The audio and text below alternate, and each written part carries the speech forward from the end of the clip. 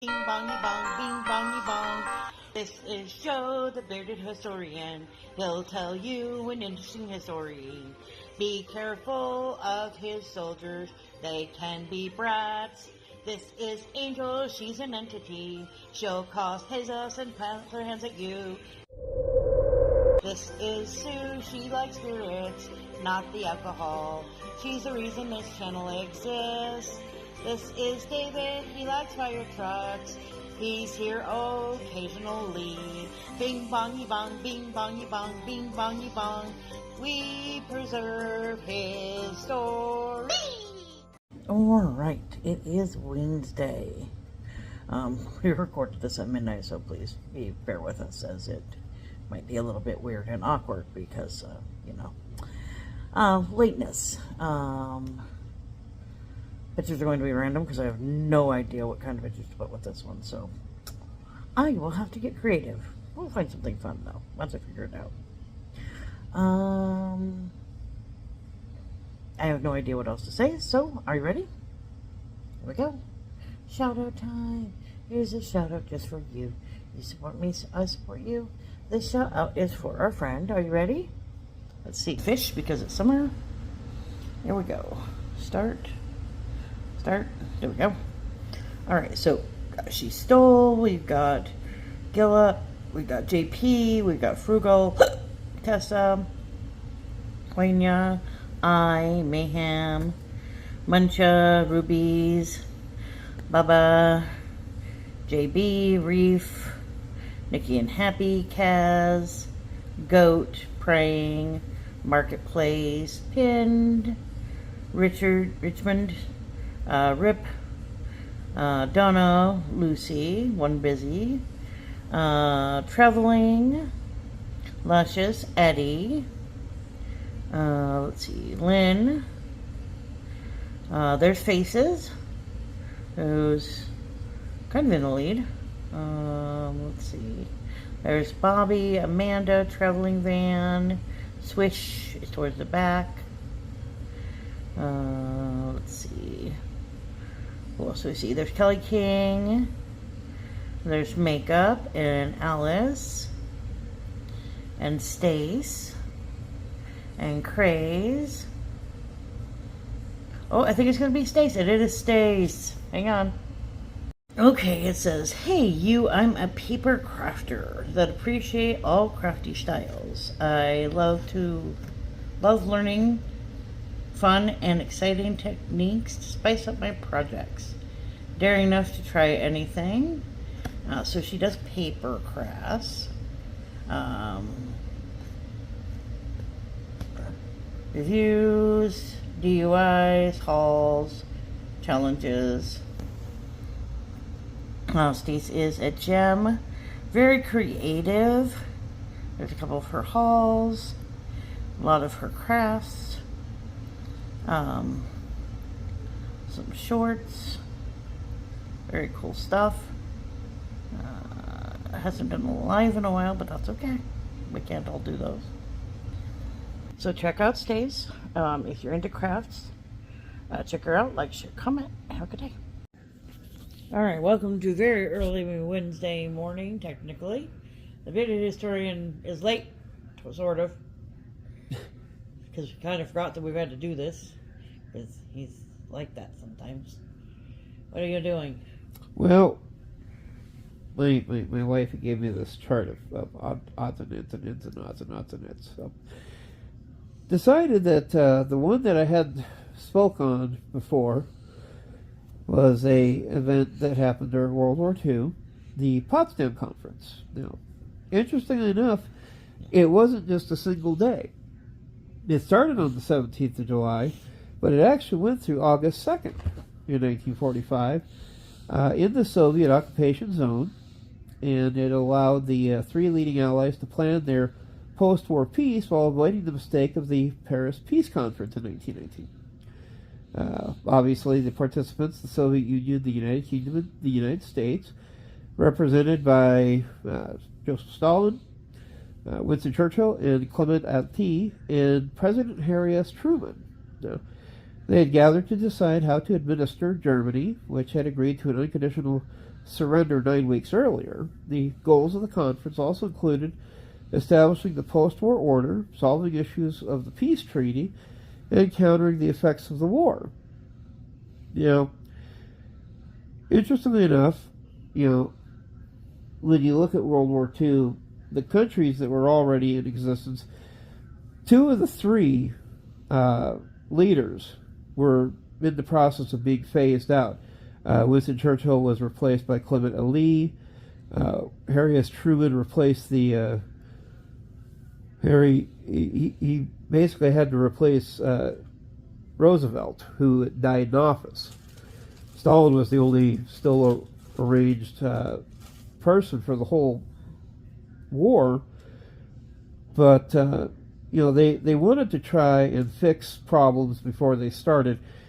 To a degree, we wound up getting into the same pickle. Now, they had foreign ministers and aides playing key roles. Washoff, Molotov, Anthony Eden, Ernest Bevin, and James F. Burns.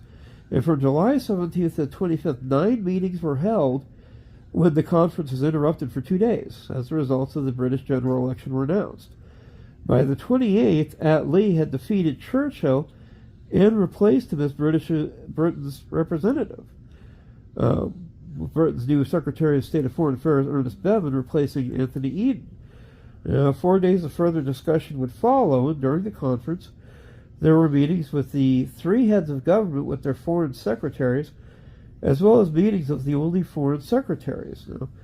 Committees that were appointed to the latter for precursory consideration of questions before the conferences also met daily. During the conference, Truman was secretly informed of the Trinity test. Now, this was done on July the 16th. He hinted to Stalin that the U.S. was about to use a new kind of weapon against the Japanese. No. Now, this was the first time the Soviets had been officially given information about the atomic bomb. Stalin was already aware of the bomb project, having learned about it through spies long before Truman did. Now, key final decisions included the following. Germany would be divided into 4 occupation zones. Among the 3 powers in France that had been agreed to earlier, Germany's eastern border was to be shifted west to the Oder-Neisse line. The Soviet-backed group was recognized as the legitimate government of Poland, and Vietnam was to be partitioned at the 16th parallel. The Soviets also reaffirmed their Yalta promise to promptly launch an invasion of the Japanese-held areas.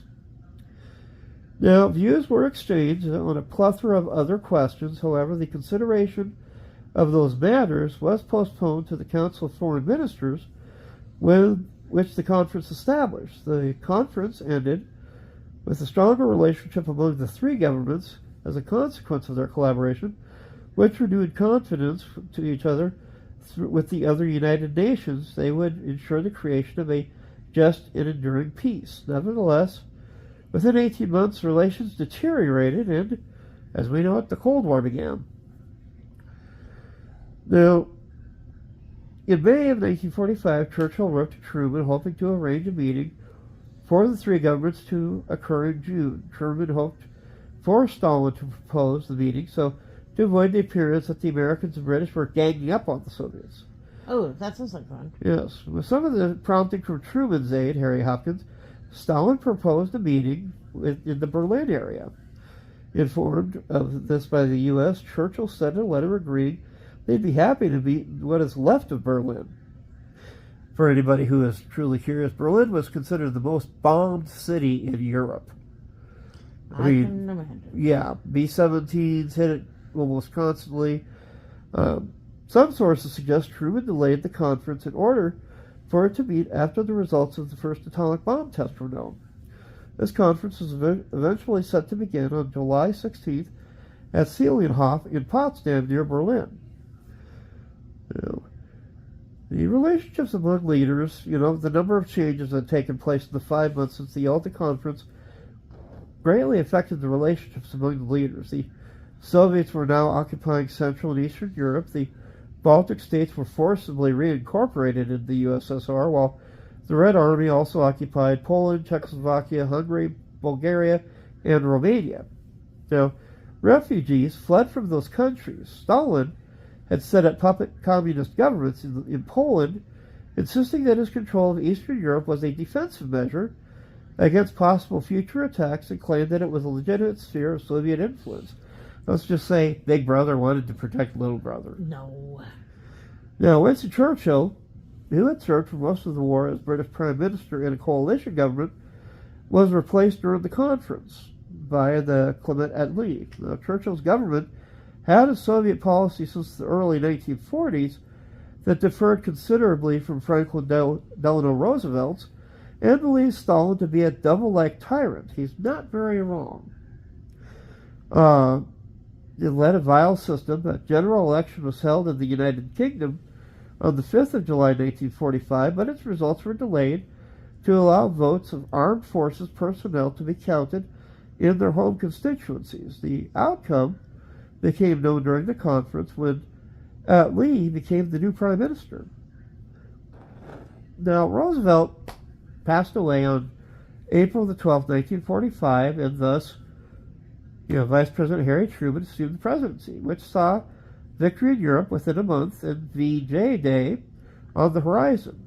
During the war, in the name of Allied unity, Roosevelt had brushed off warnings of potential domination by Stalin over parts of Europe by explaining, "I have just a hunch that Stalin is not that kind of a man. I think that if I give him everything I possibly can and ask for nothing from him in return, noblesse oblige, he won't try to annex anything and will work with me to a world of democracy and peace." Sure, that's a thing. Yeah, let's feed the tiger raw meat and see if he doesn't lick you to death. I think it'll work out well, right? Exactly. What could possibly go wrong? Yeah, plenty. Now, while the United States Senator and later as Vice President, Truman had closely followed the Allied progress of the war. George Lazowski noted that despite the contrast between the relatively modest background and international glamour of aristocratic predecessors, Truman had the courage and resolution to reverse the policy that appeared to make him naive and dangerous, which was in contrast to the immediate, often ad hoc moves and solutions dictated by the demands of the war. With the end of the war, the priority of Allied unity was replaced by the challenge of the relationship between two emerging superpowers. Both leading powers continued to portray a cordial relationship to the public, but suspicion and distrust lingered between them. Now, despite this, on the 17th of July, the first day of the conference, Truman noted, "I can deal with Stalin. He is honest, but smart as hell." Now, Truman was more suspicious of the Soviets than Roosevelt had been, and became increasingly suspicious of Stalin's intentions.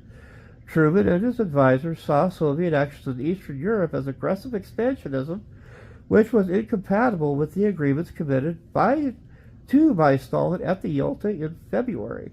In addition, Truman became aware of possible complications elsewhere after Stalin had objected to Churchill's proposal for an Allied withdrawal from Iran ahead of the schedule that had been agreed to at the Tehran conference. The Potsdam conference was the only time that Truman met Stalin in person. At the Yalta conference, France was granted an occupation zone with Germany. France was a participant in the Berlin Declaration and was to be an equal member of the Allied Control Council. Nevertheless, at the insistence of the Americans, Charles de Gaulle was not invited to Potsdam, just as he had been denied representation at Yalta for fear that he would reopen the Yalta decisions. De Gaulle felt a diplomatic slight which became a cause of deep and lasting resentment for him. The reasons for the omission included the long-standing personal mutual antagonism between Roosevelt and de Gaulle, ongoing disputes over the French and American occupation zones, and the anticipated conflicts of interest over French Indochina. It also reflected the judgment that the British and Americans at French aims, with respect to many items of the conference's agenda, were likely to contradict agreed-upon Anglo-American objectives. Now, at the end of the conference, the three heads of the government agreed with the following actions. All other issues were to be resolved by the final peace conference, which was to be called as soon as possible. The Allies issued a statement of aims for their occupation of Germany. demilitarization, denazification, democratization, decentralization, dismantling, and decartelization. More specifically, for the demilitarization and disarmament, the Allies decided to abolish the SS, the SA, the SD, the Gestapo, the air, land, and naval forces, the organizations, staffs, and institutions that were in charge of keeping alive the military tradition of Germany. Concerning the democratization of Germany, the Big Three thought it to be of great importance for the Nazi Party and its affiliated organizations to be destroyed. Thus, the Allies would prevent all Nazi activity and prepare for the reconstruction of Germany's political life in a democratic state. All Nazi laws would be abolished, which established discrimination on grounds of race, creed, and political opinion, and as a result could not be accepted in a democratic country. Both in Germany and Austria were to be divided into 4 occupation zones, as had been agreed to in principle in Yalta, and similarly, each capital, Berlin and Vienna, would be divided into 4 zones. Nazi war criminals were to be put on trial, specifically at the Potsdam Conference. The 3 methods tried to reach an agreement on trial methods for war criminals whose crimes came under the Moscow Declaration of October 1943 had no geographical restriction. Meanwhile, the leaders were aware of ongoing weeks-long discussion in London between the representatives of the United States, the United Kingdom, France, and the Soviet Union. The purpose was to bring the war criminals to trial as soon as possible and eventually to justice. The first list of defendants would be published before September the 1st, and the leaders' objective was that the London negotiations would have a positive result validated by agreement, which would be signed at London on August 8, 1945. Now, all German annexations in Europe were to be reversed, including the Sudetenland, Alsace-Lorraine, Austria, and the westernmost parts of Poland. This was an important policy in order to moderate the geopolitical ambitions of Germany in a post-war scenario. Germany's eastern border was to be shifted westwards to the Oder-Neisse line, which effectively reduced Germany in size by approximately 25% from its 1937 borders and approximately 34% from its 1913 borders. The territories east of the new border were East Prussia, almost all of Sicilia, West Prussia, and 2/3 of Pomerania. These areas were mainly agricultural, with the exception of Upper Silesia, which was the second largest center of German heavy industry.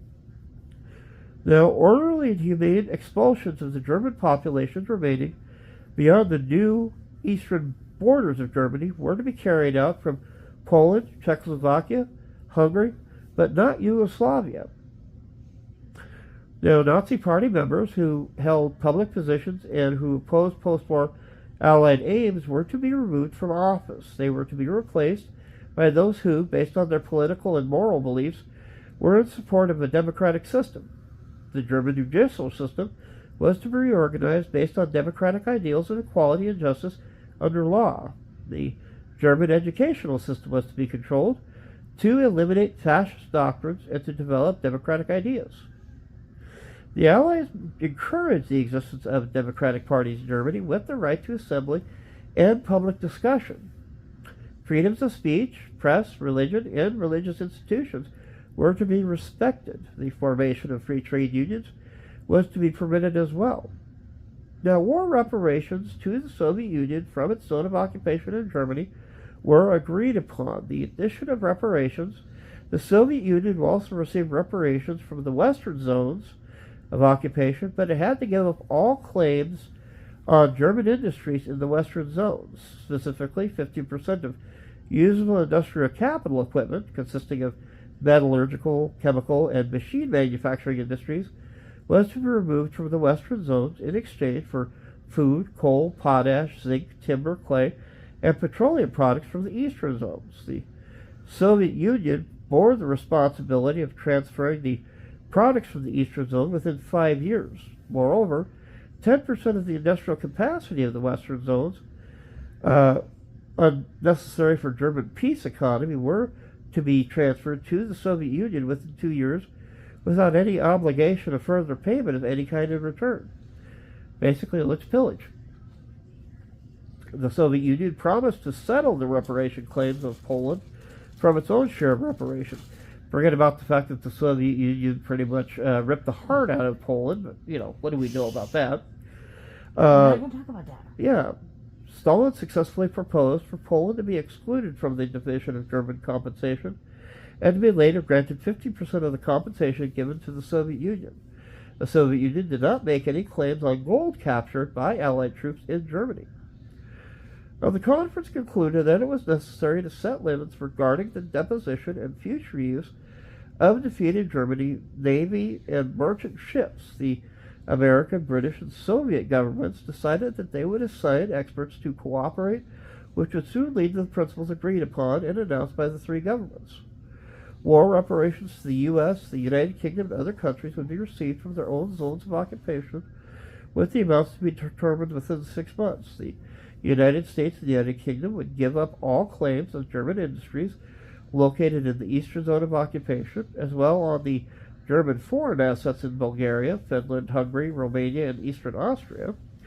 The removal of industrial equipment from the western zones satisfy reparation was to be completed within 2 years from the determined reparations. The years from the determination, Allied Control Council was to make the determination of equipment following policies set up by the Allied Commission and with the participation of France. Now, the German standard of living was to be prevented from exceeding the European average. The times and amounts of industry to be dismantled to achieve that was to be determined later, and the German industrial war potential was to be destroyed by the destruction of control of all industry with military potential. To that end, all civilian shipyards and aircraft factories were to be dismantled or otherwise destroyed. All production capacity associated with war potential, such as metal, chemicals, and machinery factories, were to be reduced to a minimum level, which would later be determined by the Allied Control Commission. The manufacturing capacity thus made surplus was to be dismantled as reparations or otherwise destroyed. All research and international trade were to be controlled. The economy was to be decentralized by decarbolization and reorganized, with the primary emphasis on agriculture and peaceful domestic industries. In early 1946, an agreement was reached on the details of the latter, in which Germany would be converted into having an agricultural and light industry economy. German exports were to be coal, beer, toys, textiles, etc., which would take the place of the heavy industrial products which of most of Germany's pre-war exports. Now, France, having been excluded from the conference, resisted implementing of the Potsdam agreements within its occupation zone. In particular, the French refused to resettle any Germans expelled from the east. And moreover, the French did not accept any obligation to abide by the Potsdam agreements in the proceedings of the Allied Control Council. In particular, it reserved the right to block any proposals to establish common policies and institutions across Germany as a whole, and anything that could lead to the eventual emergence of a unified German government. In a way, I don't blame them, because France really took it on the nose when it came to World War II, and any idea of the Germans getting reunified probably scared the heck out of them. Also, the fact that, since the United States and England were kind of, trying to give them the cold shoulder, yeah, they kind of had the right to take and, thumb their nose at the U.S. and Britain. Now, the Soviet Union proposed for the authority of Karl Reiner's provisional government in Austria to be extended to all of Austria. The Allies agreed to this example, the proposal after British and American forces entered Vienna. Now, Poland, a provisional government of national unity created by the Soviets known as the Lublin Poles, was to be recognized by all three powers. The Big Three's recognition of Soviet-controlled government effectively meant the end of recognition of the London-based Polish government in exile. Guys, this was a big blunder, if you ask me. What? But, by that time, Poland was already deep within the, Soviet sphere of influence, and it's a really ugly situation, to put it mildly. The British and American governments took measures for the Polish provisional government to own property in the territories of Poland and have all legal rights to the property so that no other government could have it. Poles serving in the British Army would be free to return to communist Poland with no guarantee of their security upon return. After everything that happened to Poland, this is probably the kick in the teeth that hurt the most. Right. The government agreed to hold, as soon as possible, free elections with widespread suffrage and secret ballots. Democratic and anti-Nazi parties would have the right to take part, and representatives of the Allied press would have full freedom to report on developments during the elections. The Soviet Union declared that it would settle the reparation claims of Poland from its own share of the overall reparation payments. The provisional western border would be the Oder-Neisse line, as mentioned, defined by the two rivers, Sicily and Pomerania. The southern part of eastern Prussia and the former free city of Danzig would be under Polish administration. However, the final delimitation of the western frontier of Poland would await the peace settlement, which would only take place 45 years later in 1990, during which the treaty of the final settlement with respect to Germany. The Soviet Union proposed the conference for the territorial questions to be resolved permanently after peace was established in those regions. More specifically, the proposal referred to sections of the western Soviet border near the Baltic Sea. This area would pass from the eastern shore of the Bay of Danzig to the east, north of Brownsburg and Goldap, to the meeting point of the frontiers of Lithuania, the Polish Republic, and East Prussia. After the conference considered the Soviet recommendation, agreed to the city of Königsberg and the area next to be transferred to the Soviet Union. We're getting greedy. What? But Truman and Winston Churchill guaranteed that they would support the proposals of the conference when peace was eventually ensured. Now, as far as Italy goes, the Soviet Union made a proposal at the conference concerning the mandated territories and conformed, which had been decided at the Yalta Conference and the Charter of the United Nations. After various opinions on the question had been discussed, foreign prime ministers agreed that it is essential to decide at once the preparation of a peace treaty for Italy, combined with the deposition of any former Italian territories. In September, the Council of Ministers of Foreign Affairs would examine the question of Italian territory. Now, again, they talked about world-rally transfers of the German populations. A lot of German civilians obviously were killed during the war. Soldiers had to be shipped back. Those that actually survived out in Siberia.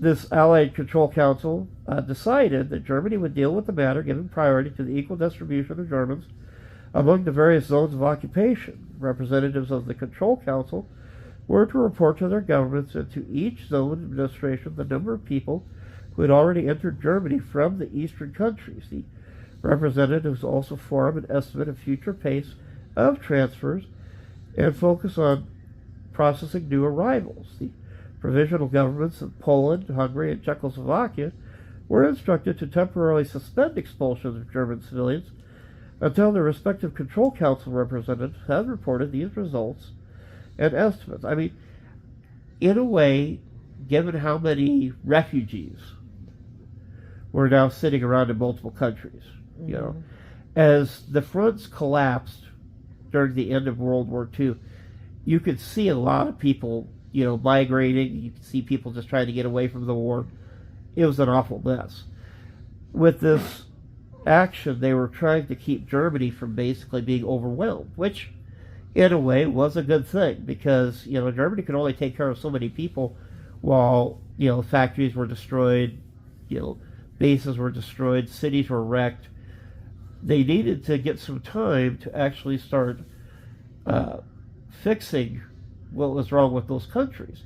Granted, Germany was also going to be forced to try to turn into more of an agricultural light industry country, which, they were going to need people, but they also needed time to get those things set up. So it's kind of understandable. No. But as we had mentioned, that this whole little project here lasted a little over, about 15 days to August 2nd. By that time, Japan was just about ready to discover how much fun the atomic bomb is. Big Yes, fun. it's a bad point. But at the same time, it just meant that, World War II was going to end pretty shortly. So, but that was the Potsdam Conference, and this was the Bearded Historian. You folks have a good night, and we will see you next week. Bye-bye. Good night. Good morning. Good afternoon. Whatever. Sometime.